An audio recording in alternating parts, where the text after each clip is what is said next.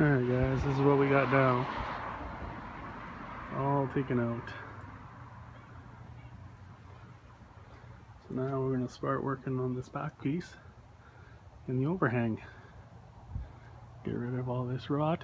But first we'll make a solid base. Make sure.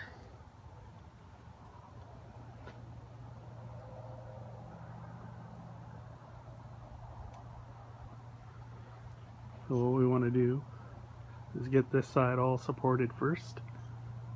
This way, when we work on the other side, this side will hold that side. That side's pretty strong, but it is rotten over there by the cab. But everything else back there is all good. You can see, it's all good. So that's the plan. Alright, thanks for watching.